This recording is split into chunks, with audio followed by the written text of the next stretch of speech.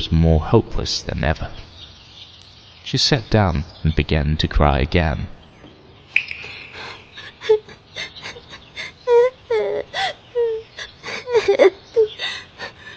You ought to be ashamed of yourself, said Alice. A great girl like you. She might well say this. To go on crying in this way. Stop this moment, I tell you. But she went on all the same, shedding gallons of tears until there was a large pool all around her, about 4 inches deep and reaching half down the hall. After a time she heard a little pattering of feet in the distance, and she hastily dried her eyes to see what was coming. It was the White Rabbit returning, splendidly dressed, with a pair of white kid gloves in one hand and a large fan in the other. He came trotting along in a great hurry, muttering to himself as he came. "Oh, the Duchess! Oh, won't she be savage if I've kept her waiting?" Alice felt so desperate that she was ready to ask help of anyone. So, when the rabbit came near her, she began in a low, timid voice. If you please, sir. The rabbit started violently, dropped the white glass and the fan, and scurried away into the darkness as hard as he could go. Alice took up the fan and glass, and as the hole was very hot, she kept the fan in herself all the time she went on talking. Dear, dear, how queer everything is today. And yesterday things went on just as usual. I wonder if I've been changed in the night. Let me think. Was I the same when I got up this morning? I always think I can remember feeling a little different. But if I'm not the same, the next question is, who in the world am I? That's the great puzzle. And she began thinking over all the children she knew that were of the same age as herself, to see if she could have been changed for any of them. I'm sure I'm not Ada, she said, for her hair goes on in such long ringlets, and mine doesn't go in ringlets at all. And I'm sure I can't be Mabel, for I know all sorts of little things, and she knows such a very little. Besides, she's she, and I'm I, and oh dear, how puzzling it all is. I'll try if I know all the things I used to know. Let me see. 4 times 5 is 12. 4 times 6 is 13. And 4 times 7 is... Oh dear, I shall never get to 20 at that rate. However, the multiplication table doesn't signify. Let's try geography.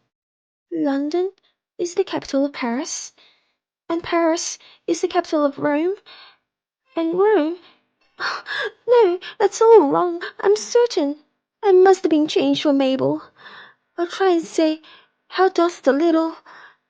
And she crossed her hands on her lap, as if she were saying lessons, and began to repeat it, but her voice sounded hoarse and strange, and the words did not come the same as they used to do. How doth the little crocodile improve his shining tail, and pour the waters of the Nile on every golden scale? How cheerfully he seems to grin, how neatly spread his claws, and welcome little fishes in with gently smiling jaws. I'm sure those are not the right words, said poor Alice, and her eyes filled with tears again as she went on. I must be Mabel after all, and I shall have to go and live in that poky little house, and have next to no toys to play with, and oh, ever so many lessons to learn. No, I've made up my mind about it. If I'm Mabel, I'll stay down here. It'll be no use their putting their heads down and saying, "Come up again, dear." I shall only look up and say, "Who am I then?" Tell me that first, and then, if I like being that person, I'll come up.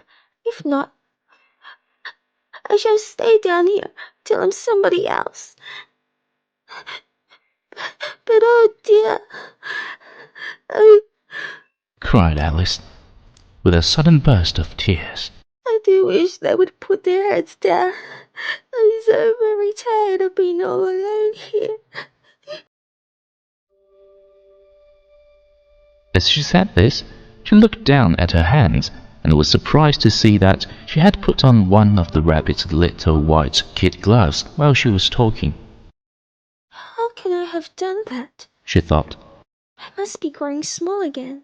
She got up and went to the table to measure herself by it, and found that, as nearly as she could guess, she was now about 2 feet high, and was going to shrink in rapidly. She soon found out that the cause of this was the fan she was holding, and she dropped it hastily, just in time to avoid shrinking away altogether. That was a narrow escape, said Alice, a good deal frightened at the sudden change, but very glad to find herself still in existence. And now for the garden. And she ran with all speed back to the little door. But, alas, the little door was shut again, and the little golden key was lying on the glass table as before. And things are worse than ever, thought the poor child. For I never was so small as this before, never. And I declare it's too bad, that it is. As she said these words, her foot slipped, and in another moment, splash! She was up to her chin in salt water.